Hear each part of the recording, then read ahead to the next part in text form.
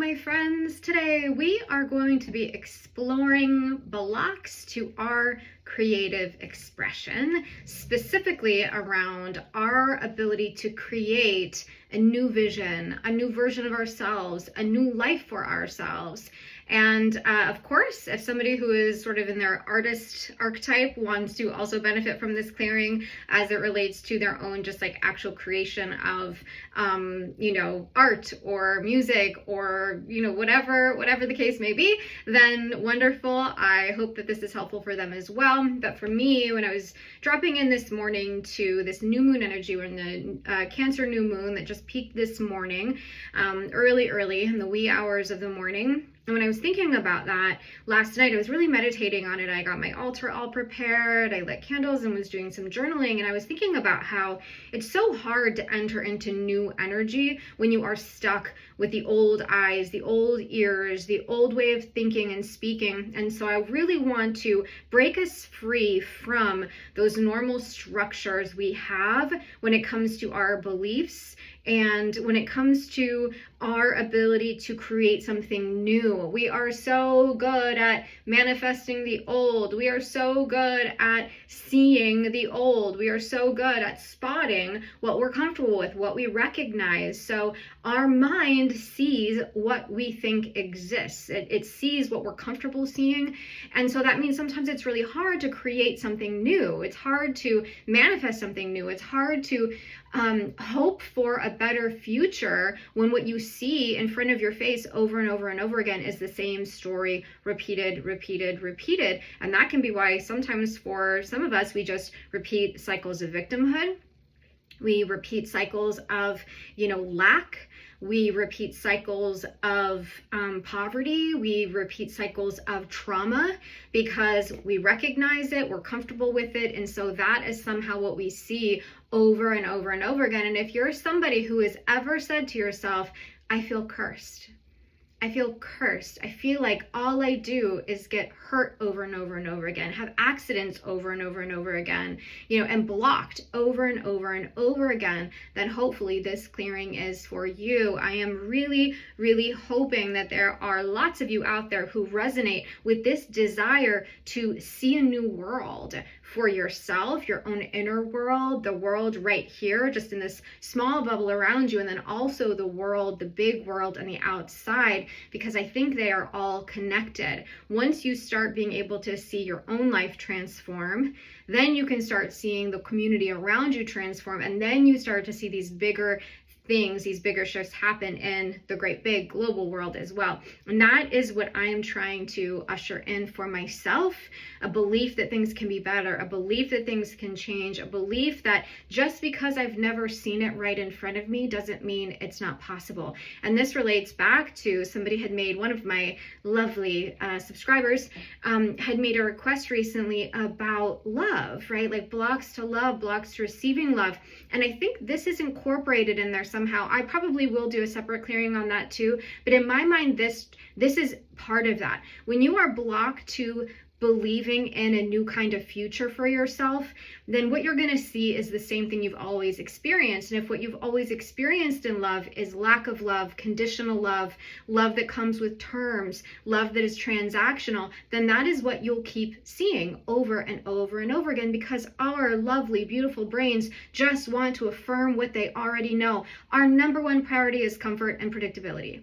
That is what we want, because that is what feels safe, and that is what makes our survival feel assured. If I can predict what is happening around me, then my survival is assured. And there are some exceptions to that rule. There are some freaks out there who love spontaneity and randomness and chaos more than anything else, and they don't need that. They don't have those same blocks. They are not afraid of the fresh and the new every single day and every single moment. But for most of us, the large percentage of us, we feel the safest in predictability. And so we're going to predict based on our past, because that is what we've known. And so that's what we're trying to break out of today. Sorry, I don't mean to be repeating myself, but I'm just part of why I give these bigger intros or these explanations is it's also, as I spin this pendulum, I'm setting the intention and I'm telling the universe what it is that we're looking for. I'm like, okay, universe, here's what's happened and here's where I want to go. So I don't know how it's already been 5 minutes. Oh my gosh, how has it been 5 minutes?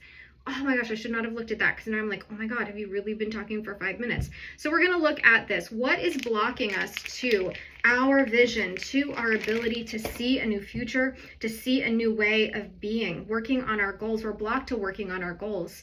What is the energy? What is the root story that is blocking us to being able to see our goals and actually work on our goals, right? Because that's two things. Some of us don't even know what our goals should be, let alone being able to work on them. So you got to be able to see them, and then you got to be able to work on them. Self-punishment.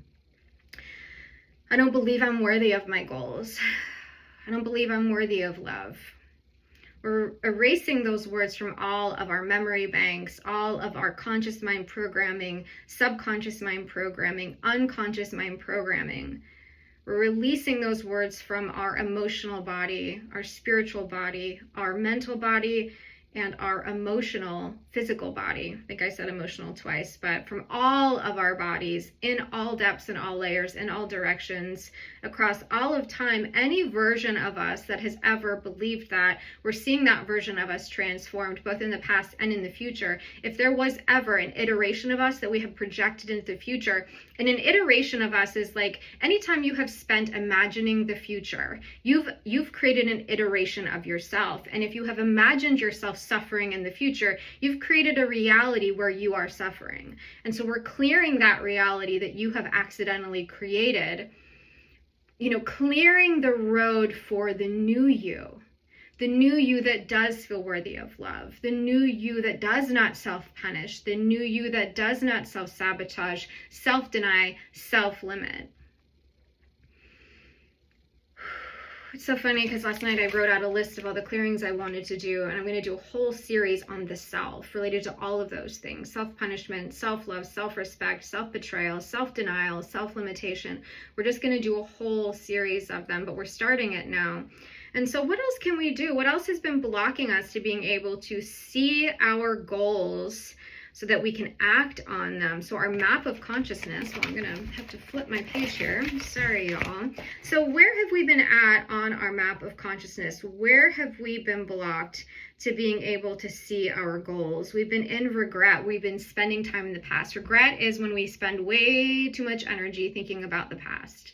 So we haven't been able to even see what we want to build moving forward because we're stuck monitoring, observing, assessing, and judging the past. It's almost like regret is like yearning for the past. And that yearning energy is very strong, very strong. It has such an intense pull and magnetism to it.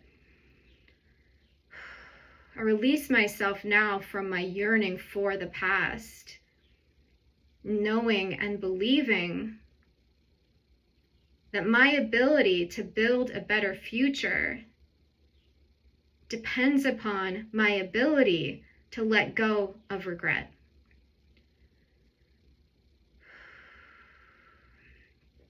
I am willing to let go of regret. Do you imagine how free you will feel when you let go of regret?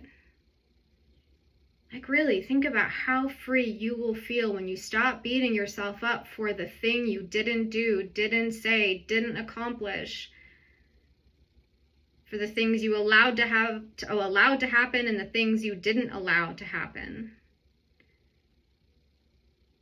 I forgive myself now. And how do you feel when you say, I forgive myself? Is there tension? Is there a rub? Are you like, ugh? Do you get the ick? Do you get the ick when you say that? So now, have we released the energy, yes or no? Have we released the energy of regret? Oh, I was like a no, but yes, we've released the energy of regret. So what percent are we open now to seeing our goals? 100%. And now what percent are we blocked to seeing our goals? We're still 20% blocked to seeing our goals. And then we're going to look at our action, our ability to act on our goals, because I think this is really the crux of this entire clearing.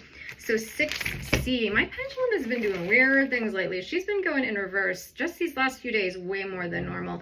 So is this compulsivity or destruction? So releasing ourselves from the energy of destruction now. So self-punishment and destruction. Self-punishment and destruction, they go hand in hand. You self-destruct because you're punishing yourself. You're punishing because you've self-destructed. It is a feedback loop, and the only way to get out of it is to stop.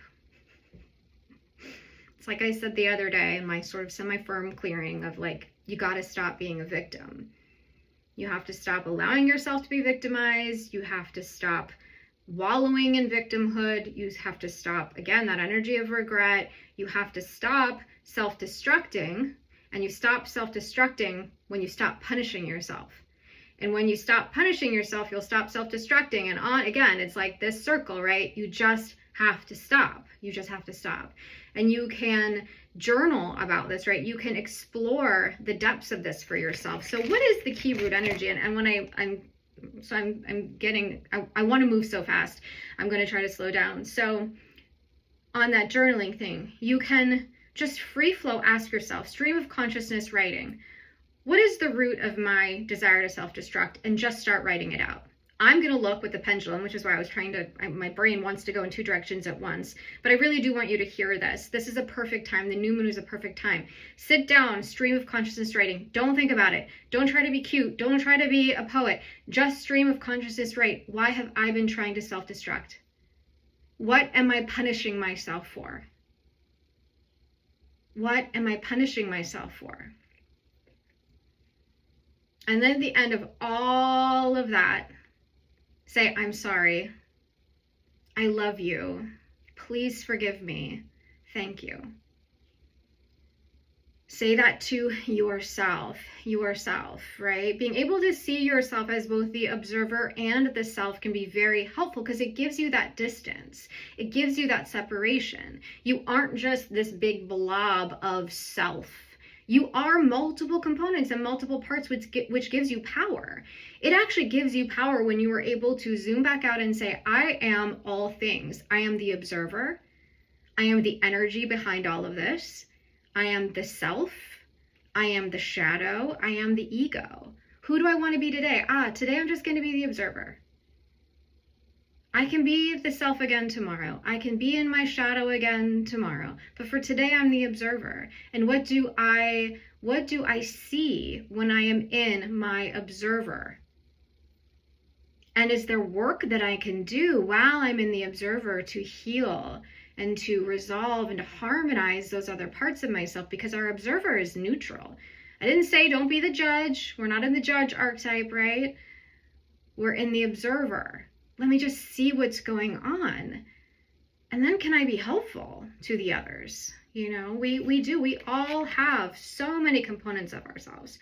Okay, so now that we looked at this, now that we cleared this out of the way, now what percent? I was going to look at something. I was going to look at the root energy of, for the collective, what is oftentimes the root energy of this self-punishment? What's going on here? And so we're going to our 8A, our archetypes, the perfectionist. Clearing all of us now from our perfectionism. Pride. Pride is connected to perfectionism. I had a reading, astrology / SRT reading done this morning, and I have a Leo moon. And she mentioned pride as one of the energies that needed release, specifically related to I hide my emotions. I don't express my emotions. And it was so wonderful when it came up because it was like, yeah, I get it. That is why I hide my emotions, is because I'm too embarrassed. And why am I embarrassed? Because I'm proud. And so this is my call to action these next 6 months, is how do I release the pride that I have built up in myself, that I am strong, I am tough, I can handle anything. How do I just express how I'm feeling and not feel embarrassed by that? So for all of us, there is pride and perfectionism. Who are you trying to please? Who are you trying to perform for? Who are you trying to avoid embarrassment with? And why?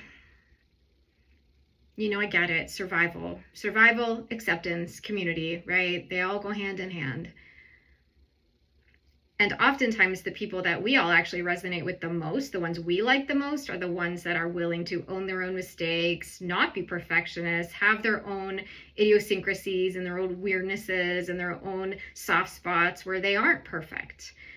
We love those people, right? Those are the ones who are most endearing, is those other people who are perfect. It's very rare that we want to actually connect with other people who seem perfect on the outside because they're intimidating.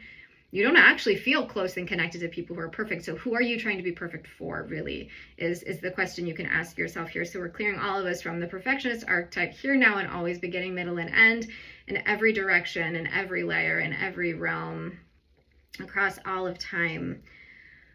Whew, yeah, this pendulum, she's been, not this pendulum, but the pendulum lately, the energy has been really fascinating. So now what percent are we blocked to seeing our goals? 0%. What percent are we open to acting on our goals? Not at all. What percent are we blocked to acting on our goals? Well, this is really interesting. Usually we're open, but we're blocked. This time we're not open at all to acting on our goals, and we are, this said, about 65% blocked. So let's look at that. So what can we do to open us up to being able to act on our goals? So we are now able to see our goals. The vision is clear. So now how do we open ourselves up to actually acting on those goals? We clear the death wish.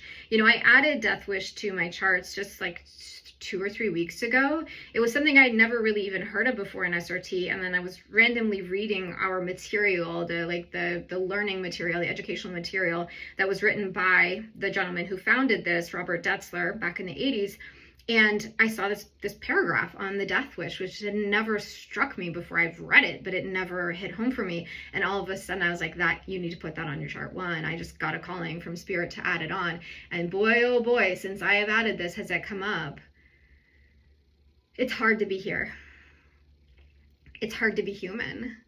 Why would we want to act on our goals when really in reality we don't want to be in this life, in these bodies, having these experiences, because we're tired, we're exhausted, it's hard, it's scary, it's demoralizing. Hello, capitalism. I mean, at least for me, that's how I view capitalism, is just like this very suffocating system we're living in. All the isms, right? All the isms are a part of life. It's a part of our growth and our understanding. It's a part of the human experience, and yet they're very hard to experience joy inside of an ism, because it's just so black and white. It's so hard. The isms are hard. Their rules are dogma. They're dogma. They're dogma. So releasing all of us now from our death wish, our desire to not be here, our pain at this existence, opening all of us up now to joy, playfulness, humor, laughter, the ridiculousness of it all, seeing it as fun or interesting or intriguing versus heavy and dark and serious. And you can just say, I release myself from my death wish now. I don't want to hold on to this any longer. Again, across all lifetimes, across all iterations of myself, I'm willing to be here. I am willing to act upon my goals to ensure my own success, because I do want to be here. And I believe that things can change, and I believe that things can be different, right? Let's go back to the beginning here. All right. So now what percent, now that we've cleared the death wish, are we open to our goals? See, wow, now we're 100% open. And so let's go to those blocks. So what do we got to do to clear out that 60% block to being able to act on our goals? Is this 8B or 8A? 8A, interesting. I thought that was going to be 8B. Okay, what is going on here? Our group instincts. So we're picking up a lot of stuff from other people. We are just really deeply embedded and embroiled in the collective ideology. We're not able to act on our own goals because we are feeling bogged down by, we must do what is best for the group. We are stuck inside of the systems of the group. This is what everybody else is doing. How can I find my way out? How can I rebel into what I want, what I can see as my beautiful future, when the group instinct is all of that old crap, all that old material, all the old beliefs that I was talking about at the beginning that have kept us rigid, that have kept us contained, that have kept us unhappy and miserable and believing like we just have to repeat the same patterns over and over and over again. It isn't our own individual sense or ideas that keeps us in those rigid patterns. It is, oh, well, this is the way it's always been. This is the way history has shown things go.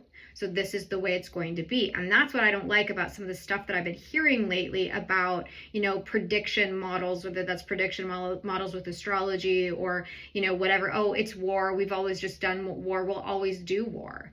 It's just conflict. It's how we've always been. It's how we always will be. And I don't like that kind of thinking. And I get stuck in it too. But we're also in the age of Pluto and Aquarius, which means transformation, which means community, which means friendship, which means we are transitioning into a new way of thinking, feeling, and being around community and friendship. We are shifting into new ideas around what it means to relate and connect. Oh, you mean I can be friends with somebody who has a different belief system than me? I don't have to hate them. I don't have to bring them down. I don't have to bully them. I don't have to pick on them on the internet. I can just accept them. I don't have to yuck someone else's yum. Pluto in Aquarius means I don't have to yuck somebody else's yum. I can have my own ideas. Say that with me now. It is safe for me to have my own ideas. It is safe for me to have my own goals. It is safe for me to exist outside of the collective belief system.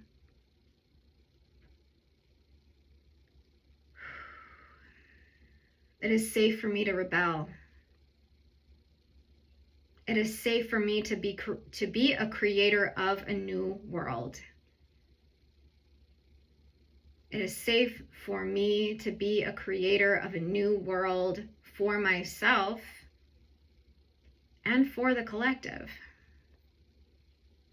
I open myself up to new consciousness.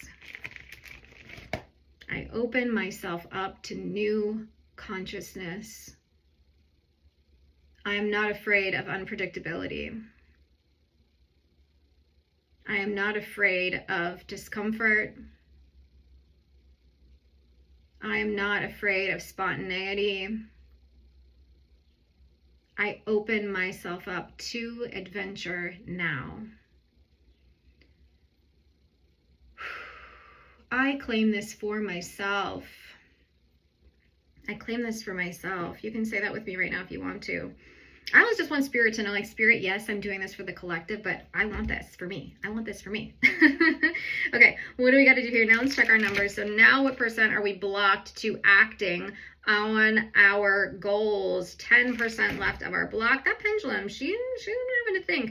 Is it because you're brand new and you just need a little time to be getting used to your life and what it means to be a pendulum that is connected to the greater consciousness, greater awareness, higher self, spirit, our genetic beliefs? This is generation after generation after generation. So first of all, let's be kind to yourself, okay? Because the restricted thinking that you have is generational.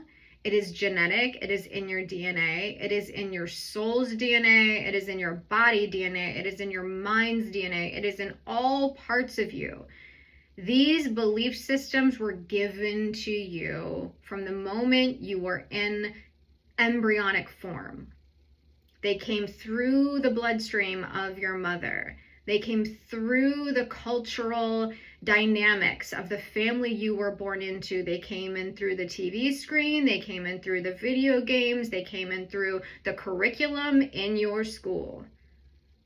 It is not your fault that you have limiting beliefs. It is not your fault that you view reality the way you view reality. It is not your fault. And it's your responsibility to now change it. It is your responsibility to shut off the TV, to disconnect from the relationship, the tight mental relationship you have with your parents or with your caregivers or with the influencers in your life. Whoever and whatever is influencing you, if it is not in your highest good, you need to disconnect yourself. That is your responsibility. Not your fault, but it is your responsibility. What percent open is this collective to disconnecting from influence? 100%.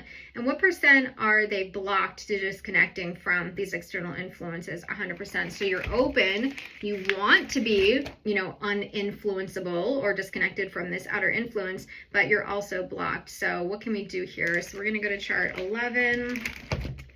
spirit realm or spirit energy programming, soul energy programming. Okay, what is going on here that we can clear to help us not be so heavily influenced? We cleanse the soul of evil. We clear every myth, every fable, every old wives' tale. We clear all of our souls from all of the outdated stories, the hate, the criticisms, the judgments, the assessments that anyone has ever placed upon us and upon our collective. Shattering the untruths, shattering the lies, revealing the truth of what is underneath, which is beauty, light, magic, joy, divinity, playfulness, expansion.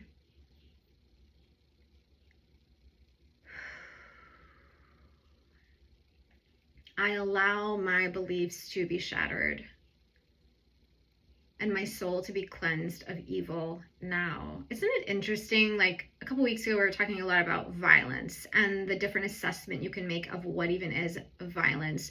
It's not just physical violence. You can enact emotional, spiritual, psychological violence against someone, and evil is the same. Evil can mean a lot of different things. Sometimes evil is just those external people trying to influence us into apathy. That is evil.